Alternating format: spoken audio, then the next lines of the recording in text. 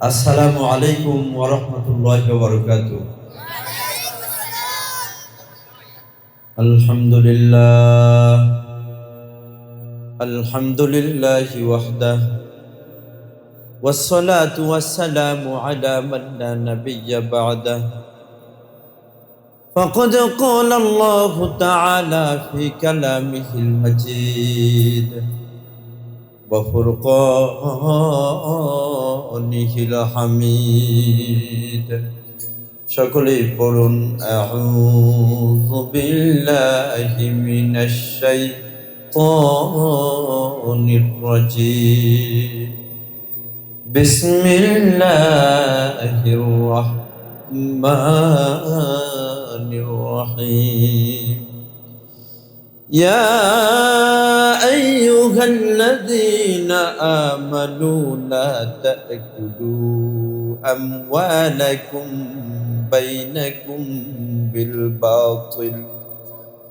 بينكم بالباطل إلا أن تكون تجارة عن تراض منكم ولا تقتلوا أنفسكم إن الله كان بكم رحيما ومن يفعل ذلك عدوانا وظلما فسوف نصليه نارا وكان ذلك على الله يسيرا صدق الله العظيم. وعن أبي هريرة رضي الله عنه أنه قال رسول الله صلى الله عليه وسلم يا أيها الناس إن الله طيب لا يقبل إلا طيبا وإن الله أمر المرسلين بما أمر به المسلمين وقال يا أيها الرسل كلوا من الطيبات ما رزقناكم وكان الله بكل شيء عليما.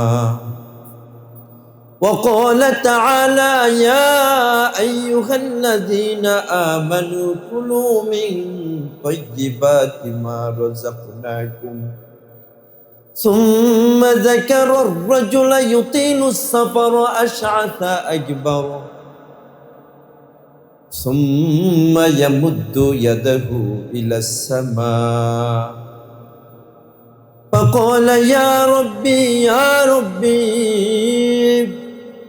ومطعمه حرام وملبسه حرام ومشربه حرام وغذي بالحرام فأنى يستجاب لذلك رواه مسلم أو كما قال عليه الصلاة والسلام. সকলে মুহাব্বতের সাথে দরুদ শরীফ পড়ে আল্লাহুম্মা সাল্লি আলা সাইয়্যিদিনা ওয়া নাবিয়্যিনা ওয়া শাফিঈনা ওয়া হাবিবিনা ওয়া মাওলানা মুহাম্মাদ সাল্লাল্লাহু আলাইহি ওয়া আলা আলিহি ওয়া আসহাবিহি ওয়া বারাকা ওয়া সাল্লাম। সকলে মুহাব্বতের সাথে একটু জিকির করি লা ইলাহা ইল্লাল্লাহ জোরে লা ইলাহা ইল্লাল্লাহ জোরে লা ইলাহা ইল্লাল্লাহ।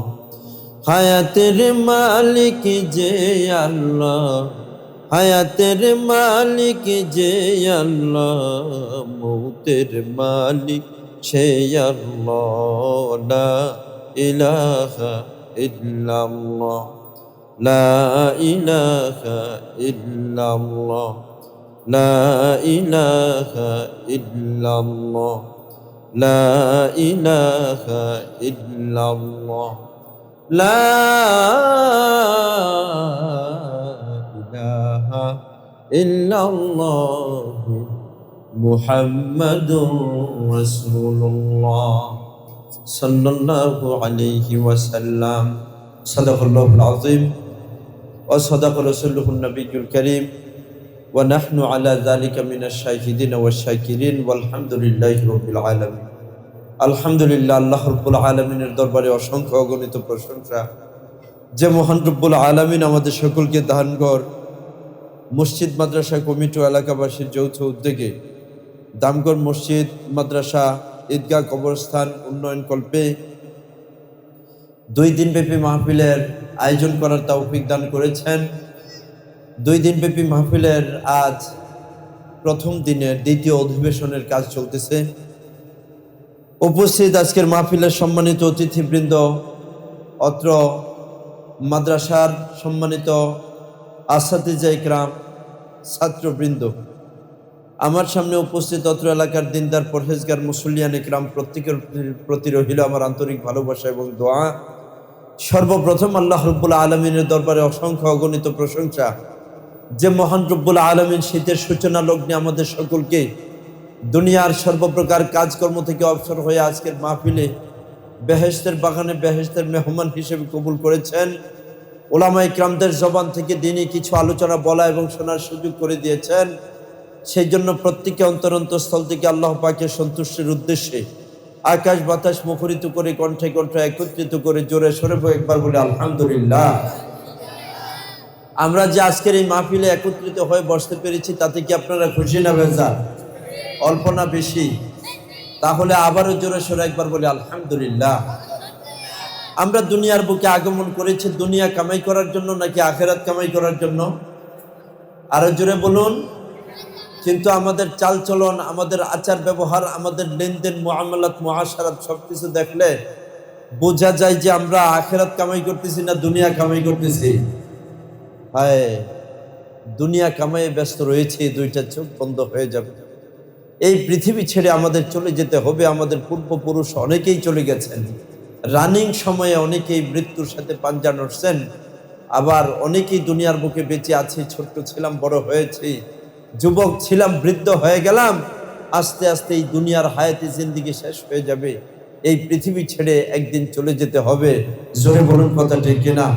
যারা মাহফিলে আসে নাই এরাই মনে হয় চলে যাবে, আর যারা মাহফিলে আসছে ওরাই মনে হয় চলে যাবে, যারা আসে নাই তারা মনে হয় যাবে না। কি কথা ঠিক? আল্লাহ রাব্বুল আলামিন সবাইকে বুঝার তৌফিক দান করুন, সকলেই বলে আমিন। যারা আশেপাশে ঘোরাফেরা করতেছে আল্লাহ রাব্বুল আলামিন সকলকে আপন করুণা দিয়ে আজকের মাহফিলে বেহেশতের বাগানে বেহেশতের মেহমান হিসেবে কবুল করুন, সকলেই বলি আমিন। দুনিয়াতে আমরা যা করি না করি, দুনিয়ার বুকে ইবাদত বন্দেগী যা কিছু করতেছি, ইবাদত বন্দেগী কবুল হওয়ার জন্য 4টা শর্ত। কয়টা শর্ত? 1 নাম্বার হলো ঈমান থাকতে হবে, 1 নাম্বার। দ্বিতীয় নাম্বার হলো ইখলাস। আমি দুনিয়ার বুকে যা কিছু করতেছি সব কিছু কার সন্তুষ্টের জন্য? আরো জোরে বলুন, কার সন্তুষ্টের জন্য? 3 নাম্বার হলো হালাল খাবার খেয়ে ইবাদত করতে হবে। 3 নাম্বার কি খেয়ে ইবাদত করতে হবে? 4 নাম্বার নবীজি সাল্লাল্লাহু আলাইহি ওয়াসাল্লাম যেভাবে ইবাদত করেছেন আমাদের ইবাদতগুলো আল্লাহর রাসূলের পদ্ধতি মোতাবেক হতে হবে। তাহলে ইবাদত কবুল হওয়ার জন্য কয়টি শর্ত? 1 নাম্বার হলো ঈমান, 1 নাম্বার কি? দ্বিতীয় নাম্বার হলো ইখলাস, দ্বিতীয় নাম্বার কি? 3 নাম্বার হলো হালাল খোরাক, 3 নাম্বার কি? 4 নাম্বার হলো নবীজি সাল্লাল্লাহু আলাইহি ওয়াসাল্লামের তরিকা। ও আমার মুসলমান ভাইরা, বাবারা, মায়েরা, বোনেরা, সময় সংক্ষিপ্ত, আলোচনা অত্যন্ত গুরুত্বপূর্ণ। আমলের নিয়তে মন দিয়ে আলোচনাগুলো শুনতে হবে। খেলায় খেলায় জীবন পরিচালনা করলে চলবে না, দুনিয়ার হায়াতি জিন্দেগি শেষ হয়ে যাবে। দুনিয়া থেকে চলে যাওয়ার পর মহান রব্বুল আলামিন আমাদের জীবনের প্রতিটা মুহূর্তের হিসাব নেবেন, রন্ধ্রে রন্ধ্রে হিসাব নেবেন।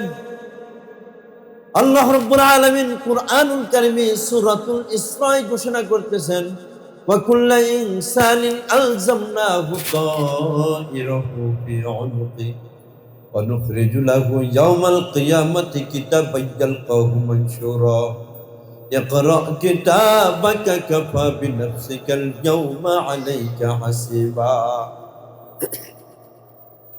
আল্লাহ রাব্বুল আলামিন বলেন, প্রত্যেকটা মানুষের গলায় আমি আমলনামা লটকিয়ে দিব। প্রত্যেকটা মানুষের গলায় আমলনামা লটকিয়ে দিব।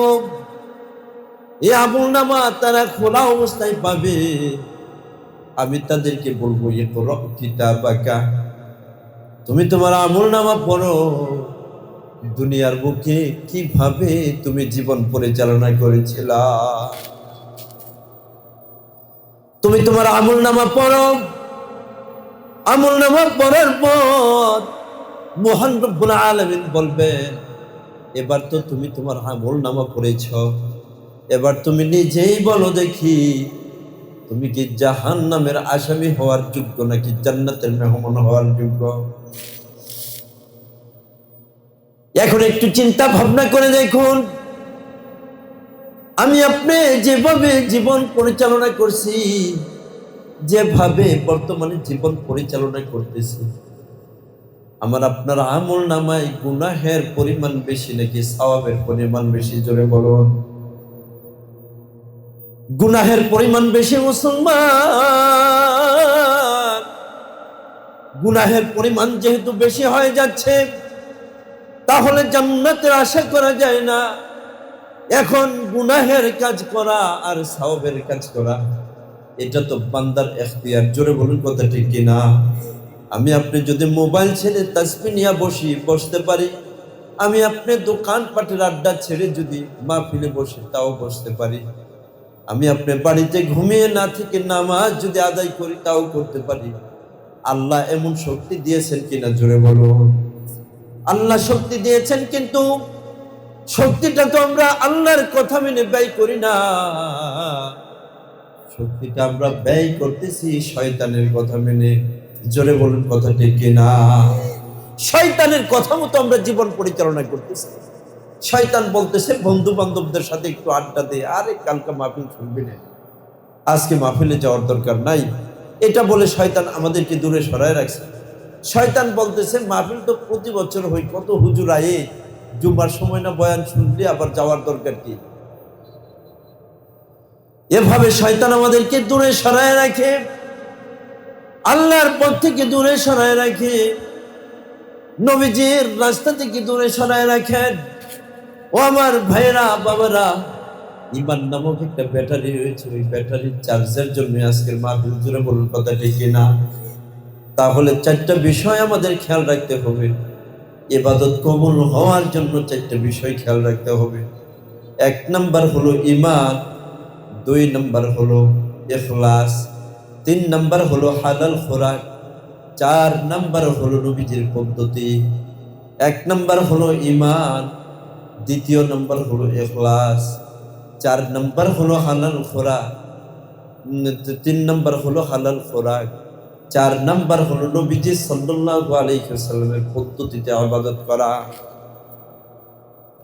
ও আমার মুসলমান ভাইরা বাবারা, আমরা তো কালিমা পড়লাম, লা ইলাহা ইল্লাল্লাহু মুহাম্মাদুর রাসূলুল্লাহ সাল্লাল্লাহু আলাইহি ওয়াসাল্লাম।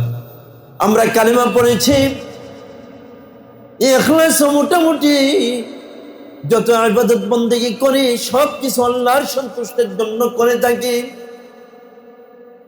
মহান রব্বুল আলামিনের সন্তুষ্ট যদি উদ্দেশ্য না হয়, তাহলে কোনো ইবাদত বন্দেগী আল্লাহর দরবারে কবুল হবে না।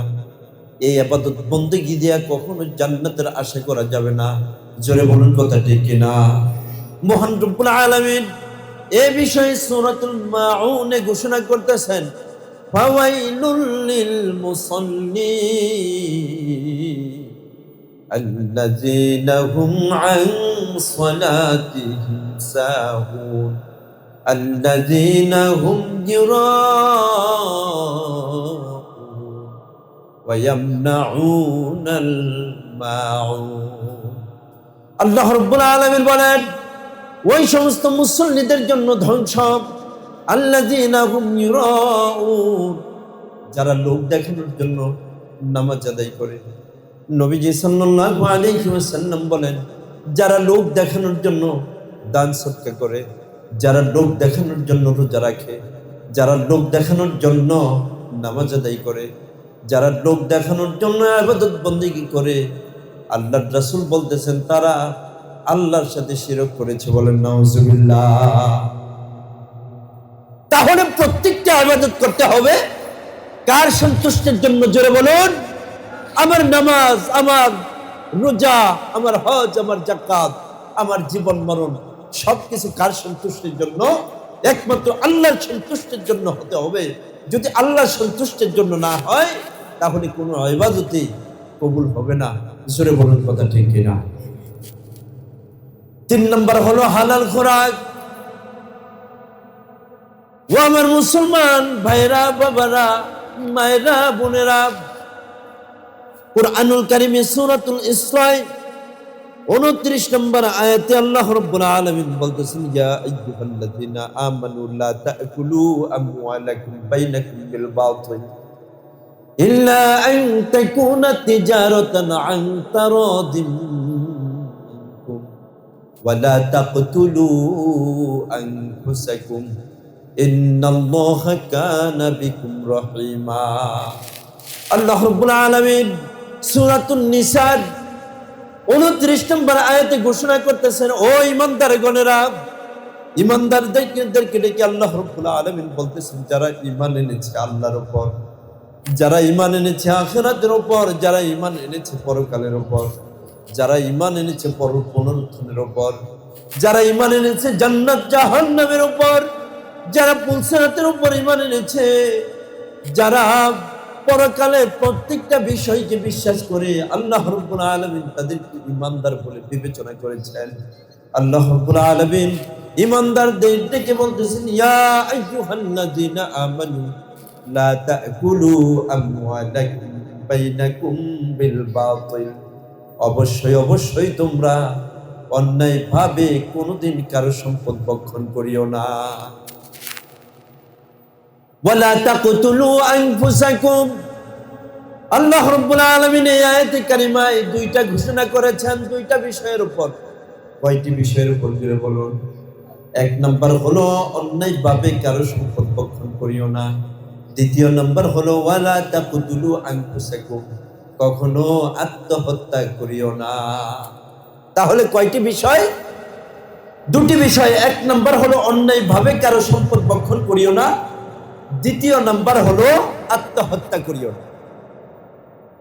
وَمَنْ يَفْعَلْ ذَلِكَ عُدْوَانًا وَظُلْمًا فَسَوْفَ نُصْلِيهِ نَارًا وَكَانَ ذَلِكَ عَلَى اللَّهِ يَسِيرًا। 30 নম্বর আয়াতে আল্লাহ রাব্বুল আলামিন বলেন, যারা অন্যায়ভাবে মানুষের সম্পদ ভক্ষণ করবে, যারা আত্মহত্যা করবে সীমা লঙ্ঘন করে, আল্লাহ রাব্বুল আলামিন তাদেরকে জাহান্নামে প্রবেশ করাবেন। বলেন নাউজুবিল্লাহ। তাদের ব্যাপারে সুস্পষ্টভাবে আল্লাহ রাব্বুল আলামিন বলে দিয়েছেন, যারা অন্যায়ভাবে মানুষের সম্পদ ভক্ষণ করবে আল্লাহ তাদেরকে জাহান্নামে প্রবেশ করাবেন। যারা নিজেদেরকে হত্যা করে দিবে, আত্মহত্যা করবে, আল্লাহ রাব্বুল আলামিন তাদেরকেও জাহান্নামে প্রবেশ করাবেন। জোরে জোরে বলুন নাউজুবিল্লাহি মিন যালিক। এই 2টা কাজ চরম অন্যায়ের কাজ, চরম অপরাধের কাজ। এখন এই কাজগুলোই সমাজে চলতেছে সবচেয়ে বেশি। জোরে বলুন, কথা ঠিক কিনা? আমার সন্তান মোবাইলের জন্য আত্মহত্যা করতেছে, আমার সন্তান টাকার জন্য আত্মহত্যা করতেছে, আমার সন্তান প্রেমিকার জন্য আত্মহত্যা করতেছে, আমার সন্তান বাইকের জন্য আত্মহত্যা করতেছে। বাবা মার সাথে সাধারণ অভিমান করে সন্তানগুলো নিজেদের জীবন বিসর্জন দিয়ে দিয়েছে। জোরে বলুন, কথা ঠিক কিনা? এমন ছেলে মেয়ে সমাজে আছে কিনা? জোরে বলুন। এই সন্তান যারা নিজেদেরকে হত্যা করে দিবে, যারা আত্মহত্যার পথ বেছে নিবে, আল্লাহর ভাষণ ঘোষণা অনুযায়ী, আল্লাহ রাব্বুল আলামিনের ভাষণ অনুযায়ী আমরা বুঝতে পারলাম তারা কি জান্নাতি নাকি জাহান্নামী? আরো জোরে বলুন, তারা কি জাহান্নামী হয়ে যাবে।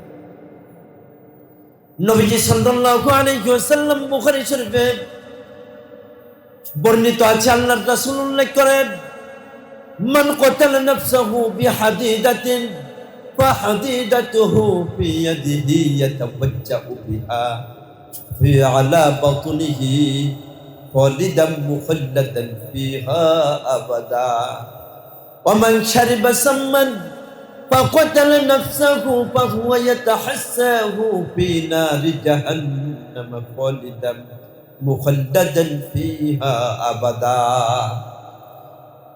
ومن تردى فقتل نفسه فهو يتردى في نار جهنم خالدا مخلدا فيها أبدا আল্লাহর রাসূল বলেন যারা যেভাবে আত্মহত্যা করবে ওইভাবেই তাদের জাহান্নামে শাস্তি হবে বলেন নাউজুবিল্লাহ। মহান রব্বুল আলামিন কুরআনুল কারীমে ঘোষণা করতেছেন ওয়ালা তাকতুলু আনফুসাকুম, আত্মহত্যা করিও না। ও আমার ভাইরা বাবারা, ও আমার মায়েরা বোনেরা, সাধারণ বিষয় নিয়ে আত্মহত্যা করতেছে, সামান্য কিছু টাকা নিয়ে আত্মহত্যা করতেছে, একটি মোবাইলের জন্য আত্মহত্যা করতেছে, স্বামী স্ত্রী অভিমান করে আত্মহত্যার পথ বেছে নিয়েছে। ও আমার ভাইরা বাবারা, মানুষ যে সকল কারণে জাহান্নামী হয়ে যায়, যে সকল কারণে জাহান্নামী হয়ে যায়, 10 প্রকার মৃত্যু যেটা জাহান্নামের মৃত্যু, তার মধ্য থেকে 1 নাম্বার হলো বেঈমান হয়ে দুনিয়া থেকে চলে যাওয়া। দ্বিতীয় নাম্বার হলো কোনো ব্যক্তি যদি আত্মহত্যা করে, কোনো ব্যক্তি যদি আত্মহত্যা করে আল্লাহ রাব্বুল আলামিন তাদেরকে জাহান্নামে প্রবেশ করাবেন বলেন নাউজুবিল্লাহ। এই জন্য অত্যন্ত সতর্ক থাকা, সাবধান থাকা।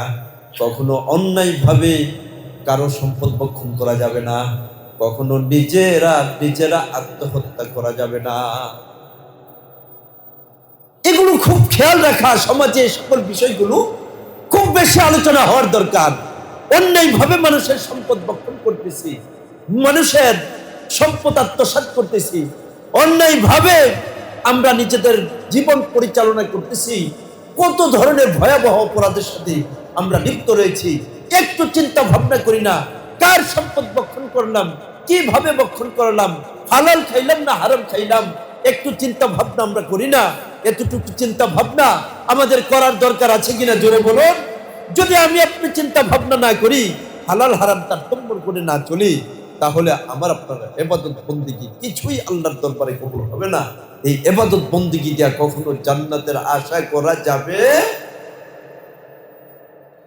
সামাজিক ভাবে আমরা কত ধরনের পাপ কাজে লিপ্ত হয়ে গেলাম,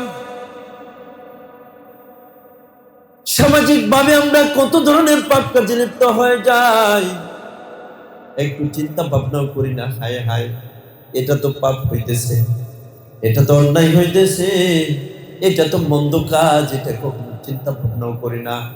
হারাম ভক্ষণ করতেছি, হারাম ভক্ষণের বিভিন্ন ধরনের সিস্টেম রয়েছে, তার মধ্য থেকে অন্যায়ভাবে মানুষের সম্পদ চুরি করে খাইতেছে।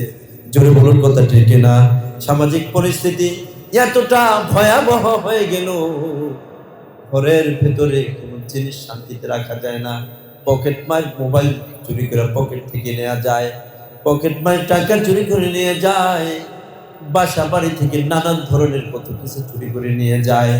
জোরে বলুন কথা ঠিক না? এমন অবস্থা এখন সমাজে চলতেছে, অথচ বাবা মা কোনোদিন সন্তানকে ভালো করার জন্য চিন্তা ভাবনাও করে নাই। সন্তান এই জিনিসটা কোত্থেকে আনলো, সন্তান একটা বটি নিয়ে আসছে, একটা দাও নিয়ে আসছে, একটা পাতিল নিয়ে আসছে, কোত্থেকে নিয়ে আসলো, একটা চুলা নিয়ে আসছে, একটা মোবাইল নিয়ে আসছে। ও আমার ভাইয়েরা বাবারা, আমাদের গ্রাম অঞ্চলে যা কিছু চুরি হইতেছে, এই চুরি কি ফেরেশতারা আইসা করে না জিনেরা আইসা করে? কে চুরি করে? মানুষ চুরি করতেছে। মানুষটা তো দূর দূরান্ত থেকে কেউ আসে নাই, চুরি করার পর ধরা পড়ে যায়, ধরা পড়ার পর দেখি আমার প্রতিবেশী চুরি করতেছে। জোরে বলুন কথা ঠিক না? এই চুরি করার সম্পদ ভক্ষণ করা হারাম, চুরি করার সম্পদ কখনো খাওয়া যাবে না। হাসরের ময়দানে মহান রব্বুল আলামিন চোরদেরকে ডাকবেন, তোমরা কেন চুরি করেছ? তারা বলবে রব্বুল আলামিন সংসার চালাইতে পারি না, সেই জন্য চুরি করেছি, স্ত্রীর ভরণ পোষণের ব্যবস্থা করেছি, সন্তানের পড়াশোনার ব্যবস্থা করেছি।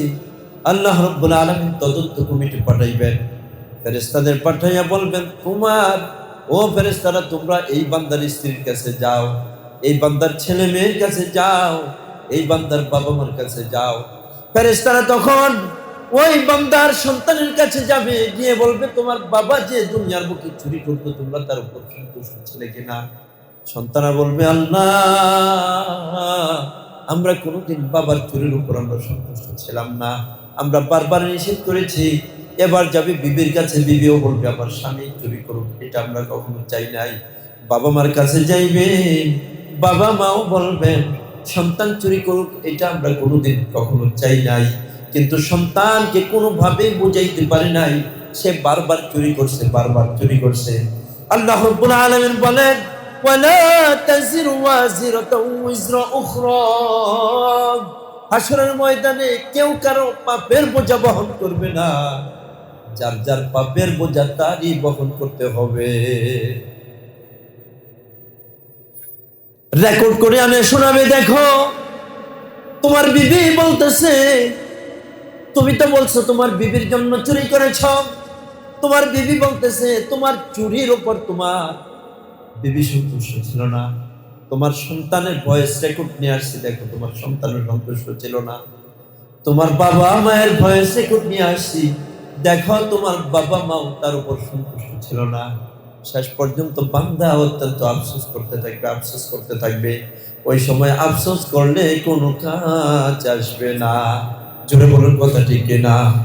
रोने के वक्त जब रोया नहीं, रोने के वक्त जब रोया नहीं, वक्त जाने के बाद रोने से कुछ फायदा नहीं, वक्त जाने के बाद रोने से कुछ फायदा नहीं।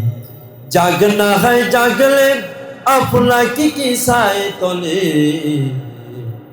जागना है जाग ले अफलाकी की साए तले, हशर तक सोया करोगे आगे की साए तले, हशर तक सोया करोगे आगे की साए तले। एक जिक्र करे ला इलाहा इल्लल्लाह, ला इलाहा इल्लल्लाह, जोरे ला इलाहा इल्लल्लाह, ला इलाहा इल्लल्लाह, मुहम्मदुर रसूलुल्लाह सल्लल्लाहु अलैहि ওয়াসাল্লাম। হারাম মালের মধ্য থেকে এক নম্বর হলো চুরি করা মাল, দ্বিতীয় নম্বর হলো সুদের সম্পদ খাওয়া, সুদের টাকা খাওয়া। মহান রব্বুল আলামিন কুরআনুল কারীমে সূরাতুল বাকারার শেষ দিকে সুদ সংক্রান্ত অনেক গুরুত্বপূর্ণ আলোচনা করেছেন। আমরা সবাই জানি সুদ খাওয়া হারাম, সবাই জানি কি সুদ খাওয়া? আরো জোরে বলুন, সুদ খাওয়া। আমরা সকলেই জানি সুদ খাওয়া হারাম, কিন্তু বর্তমানে সুদের মধ্যে আরাম। জোরে বলুন কথা ঠিক কিনা? সুদী মানুষ লক্ষ লক্ষ টাকার মালিক, সে চিন্তা করতেছেন এত বড় ব্যবসা বাণিজ্য কইরা কত ধরনের ঝামেলা পেরেছে, এই জন্য সুদে টাকা লাগায়। আল্লাহ রাব্বুল আলামিন কুরআনুল কারীমে ঘোষণা করতেছে, যারা সুদ খাবে আল্লাহ রাব্বুল আলামিন তাদের জন্য জাহান্নামের ফয়সালা করে দিবেন। বলেন নাউজুবিল্লাহ। তৃতীয় নম্বর হলো ঘুষ খাওয়া। ঘুষ কাকে বলে এটা তো আপনারা সকলেই জানেন, ঘুষ খাওয়া হারাম। চতুর্থ নম্বর হলো প্রতারণা করা। একজন ভাই আমাকে কিছু টাকা দিয়েছে একটা সম্পদ কেনার জন্য, মাল কেনার জন্য। আমি কি করলাম, ওই মালটা 20 টাকা দিয়ে কিনা। আমি বলে দিয়েছি এই সম্পদটা 50 টাকা দিয়ে কিনা হয়েছে। 20 টাকার মালের 30-50 টাকার হিসাব দেখিয়েছি। তাহলে কয় টাকা আমি আত্মসাৎ করলাম? জোরে বলুন। এই যে 30 টাকা আত্মসাৎ করেছে, এটা হারাম। এই টাকা কোনোদিন আমার আপনার জন্য বৈধ হবে না। কিন্তু দেখা যায় এই কাজ এখন সমাজে চলতেছে। সাধারণ মানুষ নয়, শুধু অসাধারণ মানুষ এমন কাজ করতেছে। জোরে বলুন কথা ঠিক কিনা? প্রাথমিক পর্যায়ে বলেছিলাম আমাদের চালচলন এমন, আমাদের জীবন ব্যবস্থা এমন, আমরা এমন ভাবে চলাফেরা করতেছি, আমাদের চলাফেরা দেখলে বোঝা যায় আমরা মনে হয় দুনিয়ার মধ্যে অনন্তকাল থাকবো, আমাদের মনে হয় মৃত্যু হবে না। সমাজের মধ্যে কত ধরনের অপরাধ বেড়ে গেল, সামাজিকভাবে কত ধরনের অপরাধ বেড়ে গেল, এভাবে আমাদের পরিস্থিতি কতটা ভয়াবহ হয়ে গেল, সামাজিক পরিস্থিতি কতটা ভয়াবহ হয়ে গেল। যুবক শ্রেণীর লোকগুলো সবচেয়ে বেশি অপরাধে জড়ায় যাচ্ছে, তাদের মধ্যে সবচেয়ে বেশি দেখা যায় নেশা। কথা ঠিক কিনা? সবচেয়ে বেশি দেখা যায় তারা নেশাগ্রস্ত হয়ে যাচ্ছে। বাবার সাথে ধরা খাইতেছে, ইয়াবার সাথে ধরা খাইতেছে, গাঁজা টানতেছে, মদ খাইতেছে। জুড়ে বলুন কথা ঠিক কিনা? নবীজি সাল্লাল্লাহু আলাইহি ওয়াসাল্লাম হাদিসে পাকে ঘোষণা করেন, লা ইয়াদখুলুল জান্নাতা মান্নানুন ওয়ালা আকুন ওয়ালা মুদমিনু খামরিন। আল্লাহর রাসূল বলতেছেন, ও আমার উম্মতেরা, তোমরা শুনে রাখো, তিন শ্রেণীর ব্যক্তি কখনো জান্নাতে যেতে পারবে না। এক নাম্বার হলো যারা দান করে খোটা দেয়, দ্বিতীয় নাম্বার হলো যারা পিতামাতার সাথে নাফরমানি করে, বাবা মাকে কষ্ট দেয়, তিন নাম্বার হলো মুদমিনু খামরিন। আল্লাহর রাসূল বলেন যারা সদা সর্বদা মদ পান করে তারাও কখনো জান্নাতে যেতে পারবে না। চিৎকার করে বলুন নাউযুবিল্লাহি মিন যালিক। আমার আপনার সন্তান কিভাবে অন্যায় কাজে লিপ্ত হয়ে যাচ্ছে, আমরা কখনো প্রতিবাদ করি না, আমরা কখনো প্রতিহত করি না। সন্তান মন্দ কাজে লেগে গিয়েছে, বাবাও জানে, মাও জানে, সে যদি না পারে সামাজিক যে বিচার ব্যবস্থা রয়েছে তাদের কাছে বিচার দেন, সন্তানকে মানুষ বানানোর চেষ্টা করেন। সন্তান যদি খারাপ হয়ে যায়, সন্তান যদি অসৎ চরিত্রের অধিকারী হয়ে যায়, এটার জন্য দায়ভার বাবা মাকেই বহন করতে হবে। জোরে বলুন কথা ঠিক কিনা? সেজন্য ভাইয়ের আমার, বাবার আমার অত্যন্ত সতর্ক থাকার দরকার, সচেতন থাকার দরকার। আমার আপনার সন্তান কখনো যেন বিপদগামী হয়ে না যায়, আমার আপনার সন্তান কখনো যেন লাঞ্ছিত না হয়ে যায়, আমার আপনার সন্তান কখনো যেন পথভ্রষ্ট না হয়ে যায়, আমার আপনার সন্তান কখনো যেন জাহান্নামের পথে না চলে। সেই জন্য সন্তানকে সঠিক পথে আদেশ করা। নবীজি সাল্লাল্লাহু আলাইহি ওয়াসাল্লাম হাদিসে পাকে ঘোষণা করেন, সন্তান দুনিয়ার বুকে আগমন করার পর বাবা মার উপর তিনটা দায়িত্ব হয়ে যায়। কয়টা দায়িত্ব? জোরে বলুন। তিনটা দায়িত্ব হয়ে যায়। এক নাম্বার হলো ইসলামিক নাম রাখা, দ্বিতীয় নাম্বার হলো সুশিক্ষায় শিক্ষিত করা, তিন নাম্বার হলো সন্তান ছেলে হলে সুপাত্রের ব্যবস্থা করা, দিনদার পাত্রের ব্যবস্থা করা, আর সন্তান যদি মেয়ে হয় তার জন্য দিনদার পাত্রের ব্যবস্থা করে দেওয়া। হাই হাই মুসলমান, আমার আপনার সন্তান মন্দ পথে কেন চলে যাচ্ছে, আমার আপনার সন্তান খারাপ পথে কেন চলে যাচ্ছে? এর কারণটা হলো আমি আপনি আমার আপনার সন্তানকে দ্বীনি শিক্ষায় শিক্ষিত করি নাই। জোরে বলুন কথা ঠিক কিনা? দিন নাই সন্তানের ভেতরে, দিন না থাকার কারণে, দ্বীনি শিক্ষা না থাকার কারণে তারা এই সকল অপরাধকে কখনো অপরাধ বলে না, তারা অনায়াসে অন্যায় অপরাধ করতেছে। আমরা এত আল্লাহর কাছে দোয়া করতেছি, দোয়া কেন কবুল হয় না? করোনা হয়ে গেল, ওলামা ইকরামগণ বসে সমস্ত মুসল্লিদেরকে নিয়ে দোয়া করতেছে। করোনা কিন্তু করোনার টাইমে চলে গেছে। এখন বর্তমানে ডেঙ্গু জ্বরে আক্রান্ত হয়ে যাচ্ছে, চিকুনগুনিয়া রোগ হয়ে যাচ্ছে, আরো কত ধরনের বালা মুসিবত আমাদের উপর আসতেছে। এটার কারণটা কি? আল্লাহর কাছে দোয়া করি কিন্তু কেন দোয়া কবুল হয় না? এই বিষয়ে নবীজি সাল্লাল্লাহু আলাইহি ওয়াসাল্লাম বলেন, মুসলিম শরীফের 2236 নম্বর হাদিস, আল্লাহর রাসূল বলতেছেন, ইয়া আইয়ুহান নাস ইন্নাল্লাহা তাইয়্যিবুন লা ইয়াকবালু ইল্লা তাইয়্যিবান। ও মানুষেরা, আল্লাহ রাব্বুল আলামিন পবিত্র, আল্লাহ কখনো পবিত্রতা ছাড়া কখনো কোনো কিছু কবুল করেন না। আর নবীজি সাল্লাল্লাহু আলাইহি ওয়াসাল্লাম বলেন, ও মুসলমানেরা, আমারুল মুমিনিনা বিমা আমারু বিহিল মুরসালিন। আল্লাহ রাব্বুল আলামিন মুমিনদেরকে ওই আদেশ করেছেন যে আদেশ নবী রাসূলদেরকে করেছেন। সাথে বলতেছেন, ইয়া আইয়ুহান নাসু ইন্নাল্লাহা তাইয়্যিবুন লা ইয়াকবালু ইল্লা তাইয়্যিবান। ও فقال يا أيها الرسل كلوا من الطيبات واعملوا صالحا إني بما تعملون عليم নবী রাসূলদেরকে বলতেছেন, ও নবী রাসূলগণ, তোমরা সব সময় আমি যে রিজিক দিয়েছি ওই রিজিক থেকে তোমরা হালাল রিজিকগুলো ভক্ষণ করো, আর তোমরা যা কিছু করো সব কিছু আমি দেখতেছি। সব কিছু কে দেখতেছেন? আল্লাহ সব কিছু দেখতেছেন। নবী রাসূলদেরকে বলার পর এরপরে বলতেছেন, ইয়া আইয়ুহাল্লাযীনা আমানু কুলু মিন তাইয়্যিবাতি মা রাযাকনাকুম।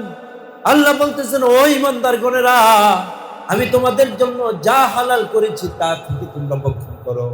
হারাম কখনো খাইও না, কখনো চুরি করে সম্পদ খাইও না, কখনো সুদ খাইও না, কখনো ঘুষ খাইও না, কখনো মদ পান করিও না, কখনো গাঁজা সেবন করিও না, কখনো নেশা জাতীয় দ্রব্য এটা সেবন করিও না। আল্লাহ রাব্বুল আলামিন সর্বপ্রকার নেশাকে হারাম করে দিয়েছেন, বলেন নাউজুবিল্লাহ।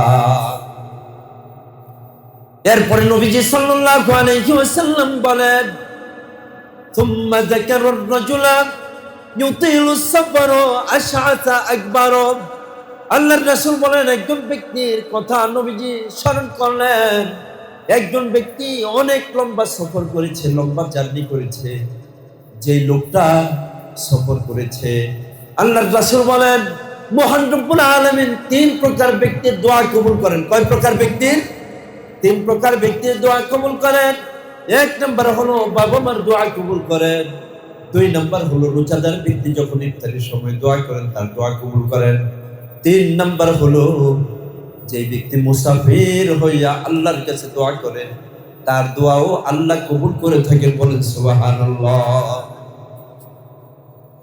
নবীজি সাল্লাল্লাহু আলাইহি ওয়াসাল্লাম আমাদেরকে বুঝাইতে চাইতেছেন, ও আমার উম্মতেরা, একজন ব্যক্তি অনেক লম্বা সফর করেছে, তার সফরের কারণে চুলগুলো এলোমেলো হয়ে গেছে, তার শরীরটা ধুলাই দূষিত হয়ে গেছে। সে আল্লাহ রাব্বুল আলামিনের দরবারে দোয়া করতেছে, ইয়া রাব্বি ইয়া রাব্বি ওয়া মালবাসুহু হারামুন ওয়া মাশরাবুহু হারামুন ওয়া মালবাসুহু হারামুন ওয়া মাশরাবুহু হারামুন ওয়া গুযিয়া বিল হারামি ফাআন্না ইউস্তাজাবু লিযালিকা। আল্লাহর রাসূল বলতেছেন, এই যে লোকটা মুসাফির হয়ে আল্লাহর কাছে দোয়া করতেছে তার দোয়া তো আল্লাহর দরবারে কবুল হইতেছে না। কেন কবুল হয় না? এই লোকটা যে জামা পরছে, এই জামাটা হলো হারাম টাকা দিয়ে সে জামা বানাইছে। এই লোকটা যে খানা খাইছে, এই খানা ছিল তার হারাম টাকার খাবার। এই লোকটা যে পানি পান করছে, এই পানিগুলো ছিল হারাম টাকার পানি। এই লোকটা তার দেহটাকে গঠন করেছে হারাম সম্পদ দিয়া, সে জীবন বড় হারাম খাবার খাইতো। এখন সে মুসাফির হইয়া আল্লাহর কাছে দোয়া করতেছে, কিন্তু আল্লাহ রাব্বুল আলামিন তার কোনো দোয়াই কবুল করতেছেন না, বলেন নাউজুবিল্লাহ। আমরা যে তো বলতেছি, হুজুর এত দোয়া করি কবুল হয় না, কেন কবুল হয় না? কেন কবুল হইতেছে না? চিন্তা ভাবনা করে দেখেছেন? আল্লাহ রাব্বুল আলামিন দোয়া কবুল করেন না কেন? এই মুসাফির ব্যক্তি তার দোয়া কবুল হয় না কেন? রোজাদার ব্যক্তি ইফতারের সময় দোয়া করতেছেন, তার দোয়া কবুল হয় না কেন? বাবা মা দোয়া করতেছেন, দোয়া কবুল হয় না কেন? আল্লাহর রাসূল বলতেছেন, যখন কোনো ব্যক্তি হারাম খেয়ে আল্লাহর কাছে দোয়া করবে, এই দোয়া আল্লাহর দরবারে কবুল হবে না, বলেন নাউজুবিল্লাহ মিন যালিক। তাহলে দোয়া কবুল হওয়ার জন্য কোন ধরনের খাবার খাইতে হবে? হারাম খাবার না হালাল খাবার? ইমাম সাহেবকে খাওয়াইতেছি, সুদের বাড়িতেও খাইতেছে, ঘুষের বাড়িতেও খাইতেছে। জোরে বলুন কথা ঠিক কিনা? এটা সমাজের মধ্যে কোনো ব্যক্তি বিচার বিশ্লেষণ করতে পারে না। কারণ যেই লোকগুলো হারাম খায়, যেই লোকগুলো হারাম খায় সমাজের মধ্যে তারা অত্যন্ত প্রভাবশালী। জোরে বলুন কথা ঠিক কিনা? ইমাম সাহেবের খাবার বন্ধ করতে পারে না, এমনকি সাধারণ দাওয়াত দিলে ইমাম সাহেব চাইতে হয়, নয়তো রাগ করে। আর সে মসজিদে না আসলে মুসল্লিরা বলতে থাকে, হাই রে, এই লোকটার এত অবদান, সে যদি মসজিদে না আসে সমস্যা হয়ে যাবে। জাগা, ইমাম সাহেবকে বিদায় করে দাও, জোরে বলুন কথা ঠিক কিনা? এখন সমাজ পরিচালনার দায়িত্বে এই সমস্ত লোকেরাই সবচেয়ে বেশি দায়িত্বশীল রয়েছে। নবীজি সাল্লাল্লাহু আলাইহি ওয়াসাল্লাম বলেন, কিয়ামতের পূর্বে পাপীরাই সমাজ ব্যবস্থার দায়িত্ব গ্রহণ করবে, তারাই সমাজ পরিচালনা করবে। নেককার ভালো মানুষ যারা আছে তারা আস্তে আস্তে দূরে সরে যাবে। ও আমার ভাইয়েরা বাবারা, যে কথা বলতেছিলাম, ও আমার মায়েরা বোনেরা, সন্তান কামাই করে না, কোত্থেকে সে টাকা নিয়ে আসলো একটু চিন্তা ভাবনা করার দরকার আছে না নাই?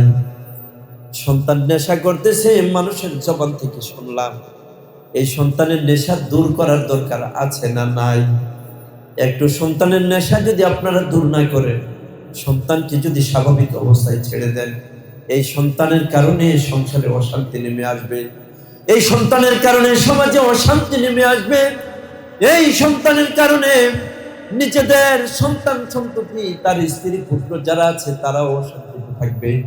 যেহেতু তার বাবা নেশা করে, এই নেশা করার কারণে সমাজের মধ্যে অশান্তি, সংসারের মধ্যে অশান্তি। কিছুদিন পর পর স্ত্রীকে পিটাইয়া বাইর করে দেয়, কিছুদিন পর পর সন্তানকে পিটাইয়া বাইর করে দেয়। নেশার টাকা না থাকলে সন্তান পাগলা কুকুরের মতো ছুটাছুটি করে। জোরে বলুন কথা ঠিক কিনা? এমন এক পরিস্থিতি হয়ে গেছে সমাজের মধ্যে। তাই একটু খেয়াল রাখা ভাই, একটু খেয়াল রাখা, সতর্ক থাকা।